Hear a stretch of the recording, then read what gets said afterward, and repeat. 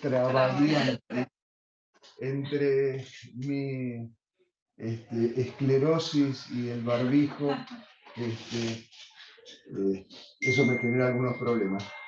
Bueno, para hablar sobre... Ella ha trabajado muchísimo y forma parte del Comité de Medicamentos de Alto Riesgo del hospital y ha trabajado muchísimo en este tema y nos pareció relevante realmente que tuviera alguna exposición y que pudiera participar ustedes con preguntas de su experiencia. Te cedo, Yanni, un poco la palabra. Bueno, hola a todos. Bueno, estamos con Ivana, que estamos siempre acá en Teleuci, y teniendo en cuenta una inquietud que también había surgido desde Misiones, con este tema de la heparina, que ya lo habían pedido hace un montón, para que nosotros más o menos también contemos nuestra experiencia y qué es lo que estábamos haciendo. La invitamos a Moni, que ella es la que trabajó mucho sobre este tema y la que puso en marcha el protocolo. Así que bueno, Moni. Bueno, el tema de hoy es primero presentar qué son los medicamentos de alto riesgo y cuál es la importancia que tienen dentro de las instituciones, cómo tendría que ser el manejo, con el objetivo de mejorar la calidad y la seguridad de los pacientes, especialmente los pacientes, en este caso estamos hablando de los pacientes de UCI que están polimedicados. En los últimos años se implementaron múltiples estrategias para prevenir errores en medicina y mejorar la seguridad de los pacientes. Estas iniciativas son llevadas a cabo ya sea por instituciones gubernamentales, como no gubernamentales, sociedades científicas y los propios hospitales o instituciones de salud.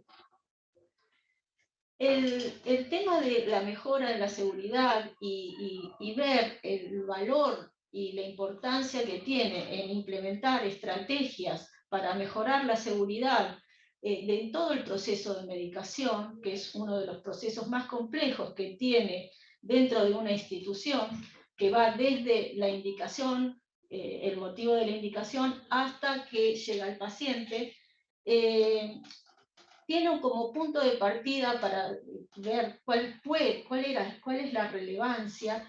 En el primer reporte que se publica en el año 1999 en Estados Unidos, que es Errores Humanos, donde se describen la cantidad de muertes debido a errores de medicación, cuántas personas morían al año en Estados Unidos. Esto disparó una serie de advertencias y de necesidad de iniciar estrategias para disminuir esos errores totalmente prevenibles. Así es como en el 2004 la Organización Mundial de la Salud crea la iniciativa Alianza Mundial de la Seguridad del Paciente para establecer políticas necesarias para mejorar la seguridad de los pacientes. A lo largo de los años ha implementado 3 iniciativas, de las cuales vamos a hablar de una que es la de 2017. Siguiendo cronológicamente, en el año 2006 se publican los Objetivos Internacionales para la Seguridad del Paciente, que fue implementada por Joint Commission Internacional. Ustedes saben que es una de las organizaciones más importantes en la acreditación de instituciones de salud para mejorar la calidad y la seguridad de los pacientes.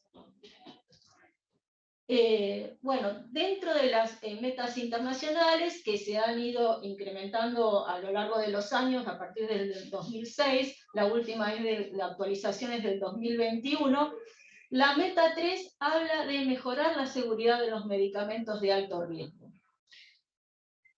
En el año 2017, como les había dicho, la Alianza Mundial para la Seguridad del Paciente, la Organización Mundial de la Salud, publica el tercer desafío, que es medicación sin daños, que tiene como objetivo reducir un 50% la carga mundial de efectos nocivos y iatrogénicos causados por medicamentos en los siguientes 5 años. y pone como base 3 prioridades: las reacciones adversas, la polifarmacia y la falta de comunicación, que son tres objetivos, de los cuales empiezan a desarrollarse y hace propuestas para disminuir la asociación entre medicamentos y daño al paciente. Justamente las unidades de cuidados intensivos, si es algo de que lo caracteriza, es la polifarmacia. Y muchas veces la falta de comunicación y la falta de trabajo en equipo. ¿Pero qué son los medicamentos de alto riesgo? Son aquellos medicamentos que cuando no se utilizan correctamente, es decir, ¿qué significa eso? Que no se utilizan con la dosis apropiada, la vía de administración apropiada, el tiempo apropiado, teniendo en cuenta las características del paciente en ese momento, tienen una mayor probabilidad de causar daños graves o incluso mortales en los pacientes. No significa que los medicamentos de alto riesgo sean los más frecuentes que produzcan reacciones adversas a medicamentos, sino que tiene que ver con el grado de daño que pueden producir. Se estima que un 50% de los eventos adversos graves publicados en la literatura científica son producidos por los medicamentos de alto riesgo. Joint Commission establece dentro de los estándares de seguridad y de calidad en atención para acreditar una institución requisitos para desarrollar e implementar procesos de mejoras en los medicamentos de alto riesgo, que deben ser prioritarios dentro de la organización de las instituciones. Pero, ¿cuáles son los medicamentos de alto riesgo? Bueno, hay varios grupos de medicamentos de alto riesgo, pero que tienen características tales como un índice terapéutico estrecho, por ejemplo, digoxina, aminoglucósidos. Tiene riesgo significativo de causar daño si se elige la vía de administración incorrecta, o si se produce una falla en el sistema, por ejemplo, el calcio, el potasio, la vincristina. Disponibilidad de múltiples presentaciones farmacéuticas que pueden originar errores, tanto en la prescripción, preparación o administración. Requerimientos de monitoreo continuo, por ejemplo, electrolitos, inotrópicos y anticoagulantes, dentro de lo que vamos a hablar ahora, de la heparina. Alto grado de interacciones graves, fármaco-fármaco, fármaco-alimento. Medicamentos LASA, que son aquellos medicamentos que son parecidos o que suenan parecidos fonéticamente o físicamente, que es algo muy común, que podemos equivocarnos. Eventos adversos persistentes, potencialmente mortales, permanentes o reversibles con demoras, que pueden ocasionar discapacidad o la necesidad de hospitalización del paciente. Todos estos forman parte de los medicamentos de alto riesgo. Estos se clasifican y se han clasificado por grupo farmacológico o por medicamento individualizado. Y hay dos instituciones que han clasificado los medicamentos de distintas maneras, pero incluyen los mismos grupos de medicamentos. Uno es el ISMP, que es el Instituto de Práctica Segura de Medicamento, y la Comisión Australiana de Seguridad y Calidad de la Atención de Salud han instituido dos tipos de clasificaciones actualmente vigentes. Esta es la clasificación del ISMP, y quizás es la más conocida. Estas clasificaciones no solamente han sido desarrolladas para las UCIs o las salas que requieren alta atención, sino también hay otros tipos de categorización, como por ejemplo para los pacientes crónicos o para los pacientes ambulatorios. ¿Cuáles son los medicamentos que habitualmente pueden causar más daño a los pacientes? Y entonces por eso los clasifican de diferentes maneras a esta clasificación. Entonces, dentro de esta tenemos como grupos farmacológicos o como medicamentos propiamente dichos. Dentro de los grupos farmacológicos tenemos los antitrombóticos, que incluyen los anticoagulantes, la heparina no fraccionada, que es la heparina que se usa como administración en infusión continua o intermitente, y después tenemos las de bajo peso molecular y las warfarinas. Hay otro tipo de medicamentos como los agonistas adrenérgicos, los quimioterápicos, la nutrición parenteral, las anfotericinas en todas sus formas, los aminoglucósidos, ¿sí? Los agentes bloqueantes neuromusculares y también las medicaciones específicas, dentro de que están la adrenalina, la insulina, que es otro tema importante, el tema de la insulina, el metotrexato oral, el nitroprusiato de sodio, el cloruro de potasio concentrado, el fosfato y prometacina y vasopresina. Esta es la clasificación australiana, que usa un acrónimo. Cada palabra es la palabra inicial o que componen esa palabra de cada uno de los grupos farmacológicos que integran los medicamentos de alto riesgo. Los antiinfecciosos, los psicotrópicos, el potasio y los electrolitos concentrados, la insulina, los narcóticos y sedantes dentro de los que entran los opioides, los quimioterápicos, la heparina y las soluciones epidurales y la administración de agentes intratecales y los bloqueantes neuromusculares. Quizás, a mi entender, es más visual la clasificación australiana, es más sencilla de ver que la de la ISMP. Bueno, habíamos hablado que entonces, dentro de los medicamentos de alto riesgo están los anticoagulantes, y la heparina es uno de los 6 medicamentos más frecuentes involucrados en efectos adversos graves en las organizaciones, y se insta, especialmente la Organización Mundial de la Salud y todas estas instituciones ISMP, Joint Commission, a establecer pautas de regulación en cuanto a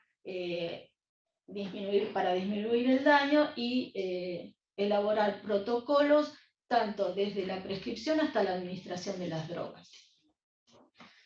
Estos 6 medicamentos a los que la Organización Mundial de la Salud mencionan como de alerta máxima son la heparina, es uno de esos 6, como les dije recién, los opioides, la insulina, los electrolitos concentrados, los antiinfecciosos, entre ellos los aminoglucósidos y la anfotericina, y los quimioterápicos. Estos son los 6 grupos de medicamentos y grupos farmacológicos en los que la Organización Mundial de la Salud pone especial alerta. Pero ¿por qué decimos que la heparina es un medicamento de alto riesgo? En el año 2010, Joint Commission publica este trabajo sobre los errores de medicación que producen daño relacionados con la heparina no fraccionada y la de bajo peso molecular. Es la primera vez que se toman los datos de reportes de farmacovigilancia de 3 bases de datos importantes que agrupan a más de 1000 organizaciones. En el año 2005 se hizo esto y se publicó en el 2010. Lo que vieron ahí es que de los 300.000 errores de medicación o cuasi errores que fueron informados por estos programas, casi 10.000 eran producidos por la heparina. Y de eso la proporción de eventos relacionados con daño osciló entre 1,4 y casi 5% de los casos. Y lo que se vio que en la mayor frecuencia de los errores se producían en la administración principalmente como líder en los errores de administración, con casi un 56% promedio, y el otro punto era el error de prescripción. Obviamente, en cada uno de los pasos del proceso de medicación se observaron errores, pero el primero, o sea, el más frecuente fue el de la administración y el segundo fue el de la prescripción. Bueno, sabemos también que el uso seguro y eficaz de la heparina requiere mantener un equilibrio delicado y obtener, o sea, lograr la dosis suficientemente baja y segura para minimizar los riesgos de hemorragia, pero lo suficientemente alta como para tratar o prevenir la trombosis. Muchas veces es muy difícil de lograr porque incluso a dosis terapéuticas puede producir hemorragia. Entonces, muchas veces tiene que ver los problemas relacionados con esa dosis que uno está administrando, también el método de laboratorio con los que nos vamos a medir y también ciertas características del paciente. Si el paciente tiene una presentación clínica, por ejemplo, que tenga insuficiencia renal, para las heparinas de bajo peso molecular, presencia de anticuerpos lúpicos, medicamentos concomitantes que pueden estar interaccionando y esos pueden modificar la relación que tiene para ejercer su efecto terapéutico. También es muy difícil el tema de la heparina, porque la heparina no fraccionada, que es la heparina sódica, que es la que más se usa, es un glucosaminoglicano que tiene diferentes tamaños, diferentes pesos moleculares, que pueden ir de 3.000 a 30.000, ¿sí? Y se dice que hay un promedio de 15.000, pero bueno, dentro de ese rango entre 3.000 y 30.000, tenemos un comportamiento tanto farmacocinético como farmacodinámico diferente. Por ejemplo, para poder eliminarse, tiene que clivarse antes de poder eliminarse la heparina. Y no va a ser lo mismo que clivar una molécula de 30.000 de una molécula de 3.000. Entonces, va a haber diferentes comportamientos que se van a observar, tanto desde un punto de vista farmacocinético como farmacodinámico, porque solo 1/3 de la heparina que es administrada ejerce su efecto anticoagulante, ¿sí? Porque es la composición que tiene la heparina y sus cargas, porque tiene carga negativa, se une también a otras proteínas o a otras enzimas antes de unirse para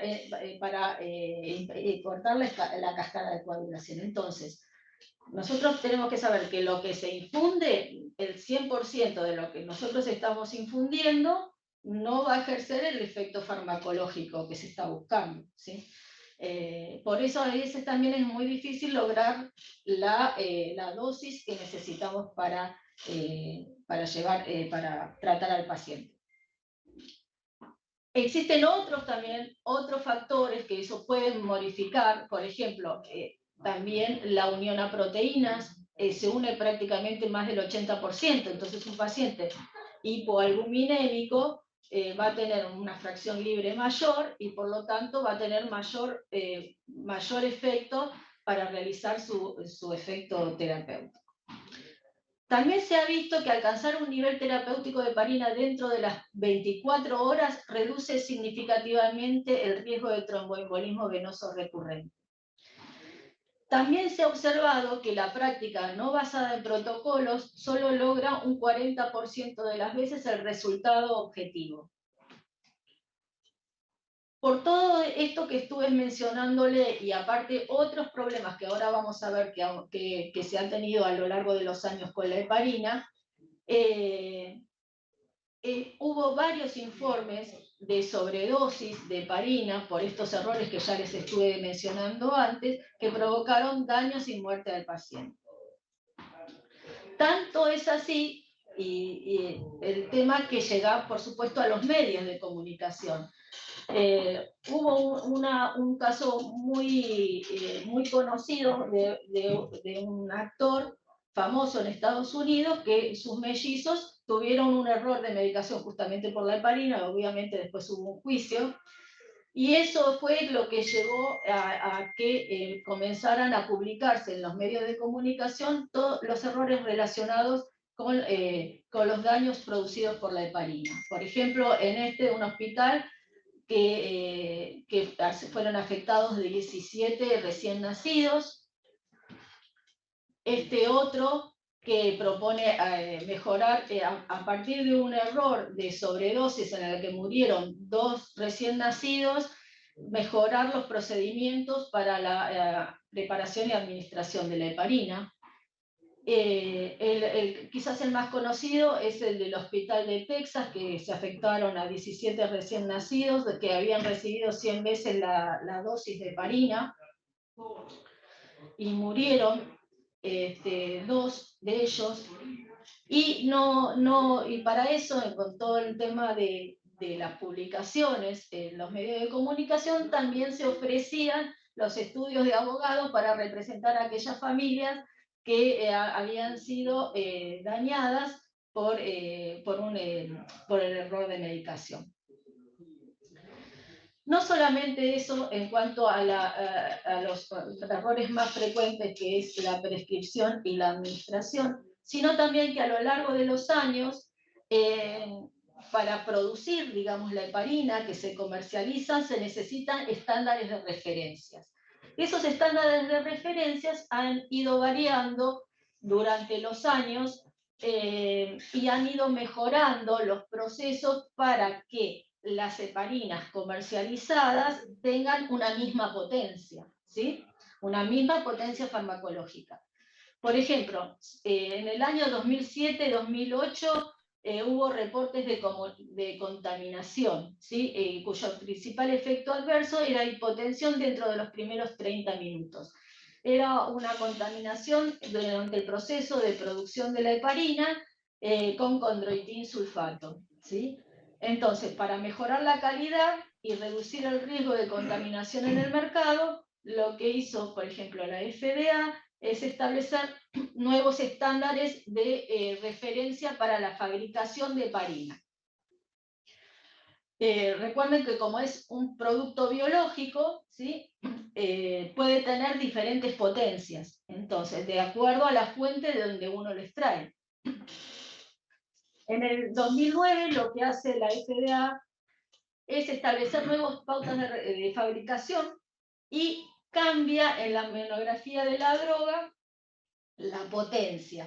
Disminuye 10% menor la potencia de la heparina.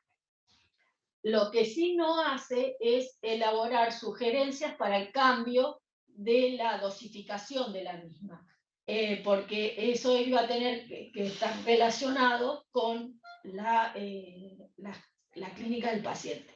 Bueno, establecen cambios en la monografía de la farmacopea, con un 10% menos de potencia. Ustedes saben que la farmacopea es, digamos, el libro, entre comillas, donde se establecen todas las pautas que se deben cumplir en la fabricación de un medicamento. En el caso de Estados Unidos es la USP, y nosotros tenemos la farmacopea argentina, ¿sí? Y lo que establece también es un cambio de rotulado de las mismas como unidades de heparina USP, porque estaba relacionado con la potencia nueva que se había determinado en los nuevos procesos de fabricación. En el año 2012, siguiendo con esas mejoras, y para tratar de mejorar el tema del error de medicación, lo que hace la FDA es comunicar, hacer una comunicación de que todos los fabricantes de heparina deben cambiar el etiquetado del producto, es decir, el rótulo, ¿sí? Y pasar todos los medicamentos, en vez de poner como una concentración, como ven en el izquierdo, en este rotulado, que estaba como 5.000 unidades USP por mililitros, a establecer la cantidad total que contiene el frasco y luego la concentración, ¿sí? Con eso el objetivo era disminuir el error para no hacer cálculos, porque normalmente En el adulto, esto no es para pediatría, pero en el adulto se pone un frasco, se calcula como un frasco en tantos mililitros, ¿sí? Otra diferencia que hay es que tienen muchas concentraciones diferentes de heparina, por lo que también en el mercado, por lo que también eso aumenta el error, cosa que acá en Argentina no pasa. Siguiendo con las mejoras, la Organización Mundial de la Salud en el año 2019 publica un reporte técnico de las medicaciones en situaciones de alto riesgo. Dentro de estos medicamentos están obviamente el grupo de los medicamentos de alto riesgo, que como pueden ver es una clasificación parecida a los australianos, ¿sí?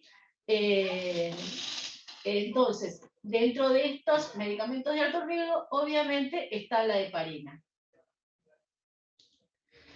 En este reporte aconseja, por ejemplo, que las heparinas no fraccionadas todos los pacientes deben tener un tiempo de tromboplastina parcial activada inicial antes de iniciar la terapia, recuentos de plaqueta antes de iniciar la terapia y monitorización de las plaquetas cuando el tratamiento dura más de 4 días. Y para las heparinas de bajo peso molecular, lo que especifica claramente es el peso del paciente actualizado, tener en cuenta la función renal antes de iniciar la dosificación, tener herramientas de cálculo de dosis para los diferentes productos de heparinas de bajo peso molecular y limitar el número de presentaciones de las de bajo peso molecular, o sea, tratar de disponer solo de una concentración para disminuir el error. También hace mucho hincapié en el tema de todos los pasos de la medicación, de los procesos de medicación al paciente, que tiene que ser llevado a cabo por un equipo interdisciplinario donde intervienen el médico, el farmacéutico y la enfermera para llegar a un fin exitoso en el tratamiento, cumpliendo con cada uno de los pasos del proceso de medicación, desde la prescripción hasta la administración. ¿Qué medidas podemos tomar como institución para mejorar el uso de la heparina? Lo que se vio, que cuáles eran los errores detectados más frecuentes en cuanto al uso de la heparina, principalmente los errores por confusión entre dosis y concentración debido a los etiquetados inapropiados. Como les dije recién en el año 2012, la UE, en el caso de Estados Unidos, cambió el rótulo de las presentaciones. Existencia de viales multidosis que pueden ocasionar sobredosificación, confusión con insulina al dosificarse ambas en unidades, administración inadvertida de 2 medicamentos antitrombóticos, sobredosificación por ajuste inapropiado de dosis de heparina de bajo peso molecular en pacientes con insuficiencia renal, confusión de la abreviatura U con un 0, ¿sí? Lo que ocasiona la administración de 10 veces la dosis, errores de diluciones cuando hay que manejar distintas concentraciones o programación incorrecta de las bombas de infusión. Esos son los errores más frecuentes detectados en el uso de heparina.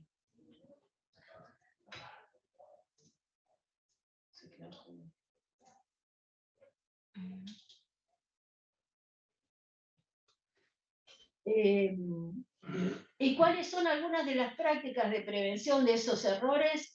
Bueno, entre ellas están adquirir especialidades medicinales que se encuentren etiquetadas correctamente. Acá también tenemos errores de etiquetado que muchas veces traen a confusión, no especialmente en el caso de la heparina, pero sí de otros medicamentos. Reducir la variedad de concentraciones disponibles dentro de la institución, ¿sí? Separar la heparina de la insulina, en cuanto a almacenamiento o si lo tienen disponible en las salas. Escribir la palabra completa, unidades, y no la U, en caso de que no tengan prescripción electrónica. Y si tienen prescripción electrónica, tampoco usar la U, sino usar la palabra también unidades. Estandarizar la dosificación y el seguimiento de los tratamientos, el peso del paciente, la función renal, todos los controles que se deben hacer durante la administración. Incluir alertas si tienen programas informáticos de prescripción y dispensación. Protocolizar la administración pre- y postquirúrgica y estandarizar procedimientos en cuanto a la administración, en cuanto al rotulado de las bolsas, indicar bien cuál es el volumen, la forma de preparación, cuándo se preparó, la dosis, cuándo vence, y realizar un doble chequeo independiente. ¿Qué significa eso? En todos los medicamentos de alto riesgo, que no se lo comenté hasta ahora, requieren sí o sí las instituciones que sirven de acreditación de los hospitales que tengan un doble chequeo independiente.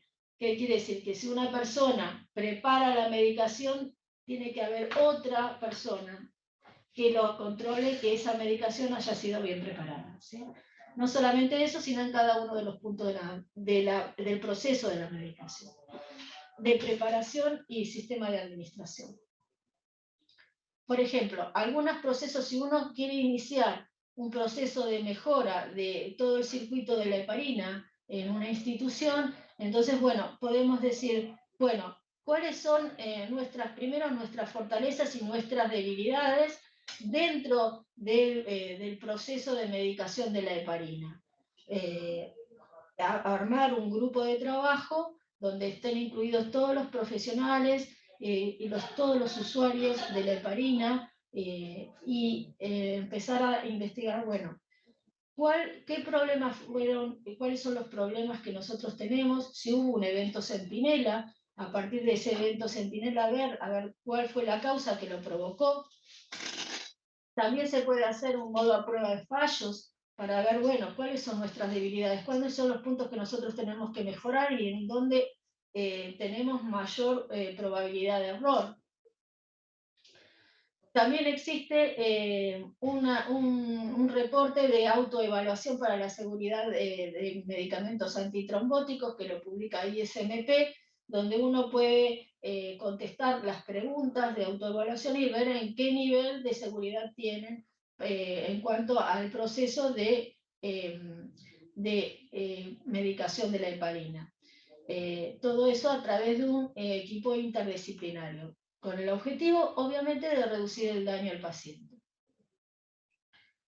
Ejemplos, por ejemplo, de lo que les estuve diciendo recién, es tratar de escribir la palabra unidades, evitar la letra ilegible, por ejemplo, usar una indicación preregistrada, ¿sí? Donde solamente hay que completar, por ejemplo, en el caso de pediatría, el peso del paciente, por ejemplo, cuáles son los niveles iniciales en cuanto a la función renal, las plaquetas del paciente, cuándo hay que hacer el control, a qué hora hay que hacer el control.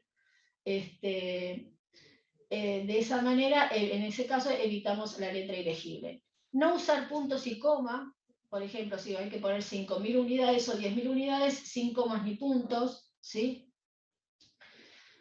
Tratar de reducir el número de concentraciones que uno utiliza. Nosotros actualmente en el protocolo, después lo vamos a ver en otra charla, usamos 3 concentraciones, porque tenemos mucha variabilidad de los pesos, desde recién nacidos hasta adultos. Entonces, para que las velocidades de difusión sean adecuadas al paciente, lo máximo que por ejemplo, ISMP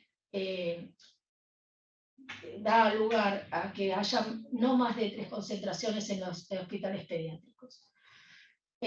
No usar signos, por ejemplo, mayor o menor, sino escribir las palabras mayor, menor. Usar los pesos declarados, estimados o no, o los más fieles que tenga el paciente y verificarlos. Usar tablas de infusión de heparina para evitar el error de cálculo, ¿sí? Emplear el doble chequeo en todos los procesos, como lo dije recién. Si disponen de bombas inteligentes, configurar la biblioteca Eso es uno de los puntos que nosotros todavía tenemos pendiente. Preparar infusiones de heparina incorrectamente, para eso es necesario, una de las soluciones sería estandarizarlos, ¿sí? Usar concentraciones fijas y no variables, y lo que va a variar es la velocidad de infusión, ¿sí? Tratar de solicitar que farmacia dispense toda la heparina para pacientes hospitalizados y verifique las prescripciones, ¿sí? Muchas veces las farmacias solo no están, en Argentina no tenemos desarrollo de farmacia hospitalaria adecuado, y solamente en muchas instituciones solo se dedica a la dispensación de medicamentos, y por lo tanto, si la farmacia no puede brindar servicios farmacéuticos para mejorar la calidad o la seguridad en cuanto a las preparaciones centralizadas de los medicamentos de alto riesgo, es necesario fortalecerlos, ¿sí? Al igual que el laboratorio. Unificar preparaciones centralizadas, eso sería lo ideal, ¿sí? ¿Por qué? Porque disminuimos la variabilidad del preparador, ¿sí? Y mejoramos la calidad siguiendo un protocolo. En cuanto al laboratorio, establecer pruebas de laboratorio de referencia, qué métodos se van a emplear, en qué caso van a usar el APTT o el anti-10A, establecer procedimientos de comunicación de valores críticos, evaluar los resultados del laboratorio antes de prescribir, dispensar o administrar las dosis de heparina, establecer protocolos para la revisión estándar antes de los procedimientos y rápida durante la emergencia. ¿Cómo podemos mejorarlo? Bueno, uno de los puntos que se hace mucha hincapié es en la rotulación, ¿sí? Todos los medicamentos de alto riesgo necesitan tener un rótulo distintivo, ¿sí? Hay distintos tipos de rótulos distintivos que uno puede incorporar en las instituciones. Estos medicamentos también de alto riesgo tienen que tener un almacenamiento diferencial separado de otros medicamentos, no solo dentro de la farmacia, sino también en las unidades de internación, ¿sí?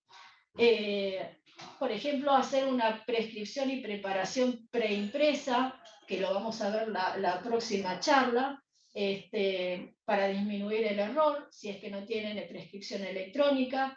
Establecer una planilla de cálculo para evitar los cálculos, justamente poniendo, por ejemplo, el peso del paciente y la dosis, le puede dar la velocidad de infusión, todo eso para evitar el error de cálculo.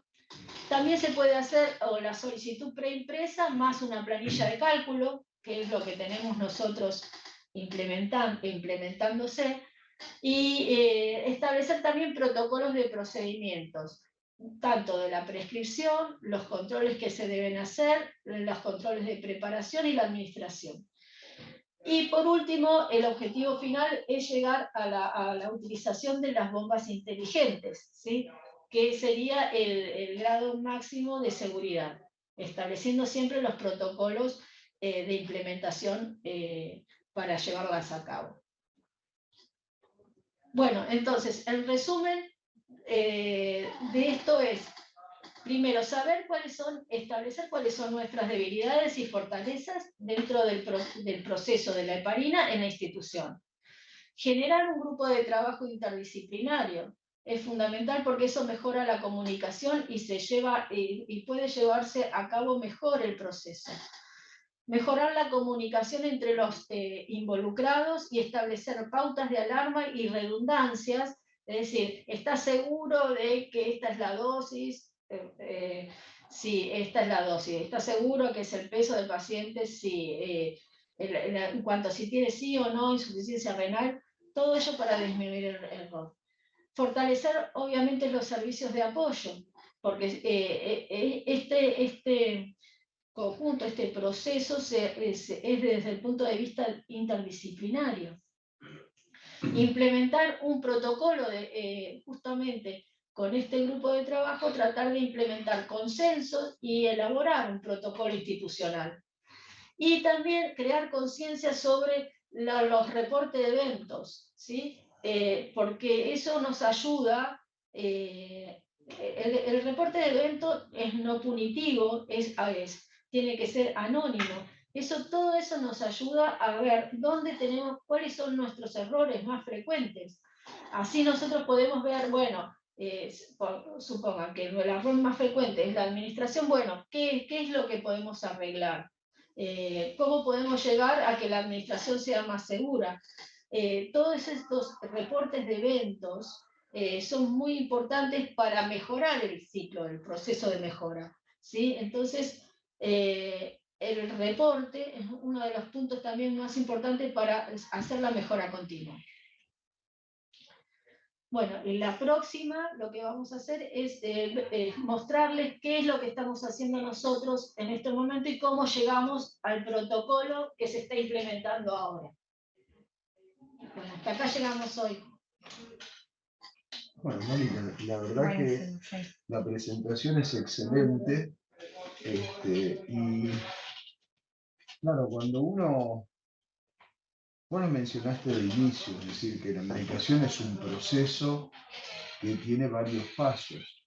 Cuando vos mostrás cada uno de los eslabones, puede haber alguien que se asuste, igual vamos a cometer errores, pero vos les estás dando exactamente en qué lugares y cómo ubicarse y cómo resolverlo, desde que no compren por licitación distintos tipos de parina, hasta que lo guarden en un lugar seguro, que protocolicen la preparación, cómo escribir la indicación. Es decir, es un proceso complejo y que necesita controles en distintas fases. Es decir, que si yo pido un estudio de coagulación, el informe, aunque sea domingo, no me lo den mañana. Tener en cuenta el contexto del paciente y que si hoy tiene un coagulograma que está dentro de lo que pretendo, mañana no tiene por qué seguir así, aunque siga dando la misma concentración en la misma dosis. La protocolización como se hizo con las drogas de emergencia, de la heparina, cosa que no tengan que hacer el cálculo, sino que pesa 5 kilos, la dosis es tal y se diluye de esta forma. El control, que los cálculos lo hagan 2 personas por separado, no interrumpir ni molestar a la gente que está, si no se puede hacer una preparación estandarizada como vos pretendías, que es lo ideal, no molestar a la persona, interrumpirla con una pregunta o con cualquier cosa a la persona que está preparando, la dilución y la concentración, ojo con las bombas, digamos, es todo un cuidado que hay que tener en todo el proceso. Y esto no nos debe asustar, simplemente es ofrecer herramientas para poder resolver un problema que realmente es serio, como vos lo expresaste y como vos lo expusiste. Y esto no se hace de un día para el otro, hemos trabajado muchísimo. Y todavía no terminamos, por el protocolo. Y ya vamos, bueno, nos tocó la pandemia, pero ya vamos más de 2 años. Bueno, pero lo que pasa es que tampoco es un proceso que uno dice, bueno, ya lo terminé. Porque como vos bien decías, hay que seguir controlando y viendo, porque cuando uno se siente seguro y dice, bueno, ya está, este tema lo resolví, vuelve a aparecer. Es decir, es un tema de monitoreo continuo, de modificación, porque cambian las formas de presentación de parina, cambian las indicaciones, cambian las formas de evaluarlo. Entonces, es un tema que está vivo, no lo vamos a matar en un día, pero sí reducir el peso que tiene sobre llevarse puesto la vida de un paciente, por ejemplo. En el chat, Ana Rodríguez Calvo puso: muy buen día, muy bueno el abordaje del tema, dada la importancia para disminuir el error en la administración de medicamentos, que tiene que ser visibilizado por las autoridades de las instituciones para que se tomen medidas en coordinación con las farmacias de las mismas. Me parece que está conectado Juanjo Ledesma, tal vez él que está en muchas actividades, pero que está ahora abocado al tema de seguridad y demás, y que fue quien inicialmente nos pidió colaboración con este tema en particular. ¿Te traigo más agua? No, no, está perfecto. Quería saber, Juanjo, si estás conectado. Está, pero no sé si puedo hablar con el micrófono, ¿no? Hola, buenos días a todos, ¿me escuchan? ¿Qué haces, Sí. Juanjo? Juanjo, ¿Qué tal, Edgardo? ¿Qué tal?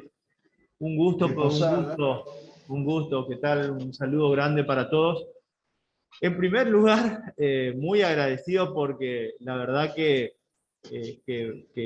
fue tenido en cuenta por ahí esa inquietud que me recuerdo el año pasado la tiré como para que puedan ofrecernos algo porque estábamos empezando a tener de nuevo, había pasado un tiempo en que no había eventos justamente relacionados con la heparina y eso fue lo que despertó la necesidad y el interés de empezar a promover acciones. Así que arrancamos este año con la firme idea de hacer más cosas y justamente, les digo, nos viene como anillo al dedo la charla porque realmente es muy rica en estrategias y quizás cosas que nos van a servir con poco que tengamos, poder hacer quizás de alto impacto, resolver un montón de nuestros problemas. Así que la verdad, muchísimas gracias. Acá conmigo están las chicas de farmacia que también empezamos a hacer justamente un trabajo desde seguridad por ahí, un enfoque nuevo, se estaban haciendo quizás algunas cosas aisladas o disgregadas y empezamos a unir esfuerzos, esto de juntarnos y empezar a hacer una tarea con mayor fuerza y que tenga empuje. Y también la tengo a la hematóloga, la doctora Borchichi, que está también detrás de lo que es, cómo es, toda la terapia anticoagulante.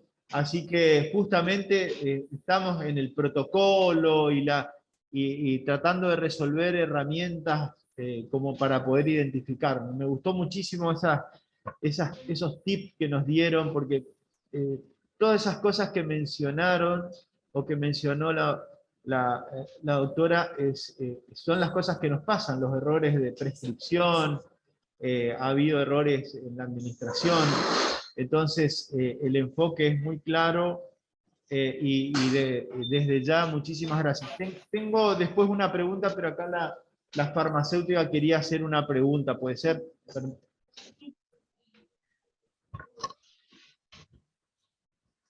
Buen día, soy Andreas Michowski del área crítica y nosotros tuvimos unas dudas con respecto a la dilución de la enoxaparina y quería saber si ustedes podrían proporcionarnos cuando se trata, por ejemplo, de un paciente de muy bajo peso, si tienen algún protocolo o algo de dilución. Sí, eso lo vamos a ver la próxima charla. Lo que no diluimos la heparina, usamos la de 40 unidades por mililitro. Y para los pacientes, en el caso del aneo, muchas veces son dosis muy bajitas y las jeringas tienen un error muy importante para administrar esas dosis tan bajitas. Y lo que tratamos de hacer es usar unas jeringas más chiquititas de 0,3 mililitros, que son las BD naranjas. Después se las voy a mostrar la semana que viene. Todavía no lo tenemos. El tema de la heparina de bajo peso molecular nos falta.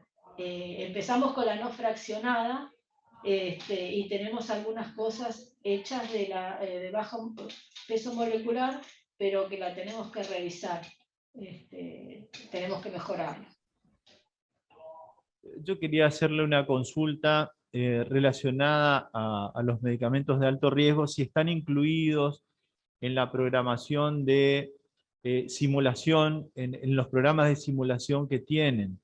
Nosotros no tenemos hoy por hoy un área de simulación, pero estamos con la idea de proyectar uno, entonces hablamos con Carla Prudencio como para empezar todo un proceso pero hay una necesidad real ya, digamos, con esto que todo que estamos haciendo relacionado a esta preocupación, y por ahí empezamos a diseñar algo que podamos hacerlo, eso, porque no necesitamos tanto dinero, digamos, como para hacerlo, tenemos los elementos, y empezar a hacer con la pedagogía de la simulación, quizás parte de la estrategia de aprendizaje, porque nos preocupa mucho cuando se incorporan gente nueva, es decir, quienes van a proveer la medicación y quizás no tienen el conocimiento necesario esto del riesgo, y las ponemos a trabajar y se enfrentan con estos medicamentos que a veces no fueron. Entonces, la pregunta era esa, si lo están incorporando, sería una buena estrategia.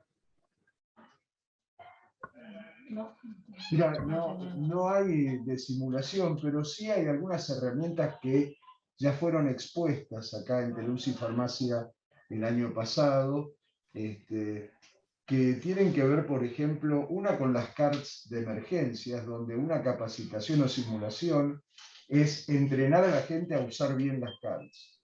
La otra es lo que hablamos de la rotulación de medicación en las bombas, en las bolsas de dilución, la bomba, el catéter de infusión, con códigos de colores para poder identificar las vías y la medicación que uno está poniendo, que también eso ustedes podrían armar una práctica si es que se adhieren a ese tipo de etiquetado, y armar, son herramientas para la seguridad del paciente relacionadas con la medicación, que lo que necesitan es una capacitación directa y práctica sobre el uso de estas herramientas. Perfecto, Edgardo. Quería contarles que después de las charlas que tuvimos y ¿se acuerdan de las tarjetas, las cards, la experiencia que tuvimos y empezamos nosotros? El año pasado a nivel provincial nos pidieron la difusión, sobre todo para los centros pediátricos que tenemos fuera acá de Posadas, sino 2 o 3, y la verdad generó muy alto impacto en transmitir eso, a esa herramienta como tal. Así que eso quería contarles, que tuvimos un encuentro muy lindo, y hoy están empezando a demandar de nuevo para que podamos replicar esa situación. Y de hecho hoy las CAR se instalaron en nuestro hospital, y seguimos asesorando y seguimos trabajando en eso. Con respecto a lo otro que mencionaste del etiquetado, es justamente el protocolo que viene a continuación, que vamos a trabajar, y que en eso está la farmacéutica Andrea, con la idea de promoverlo para que este año podamos hacerlo finalmente.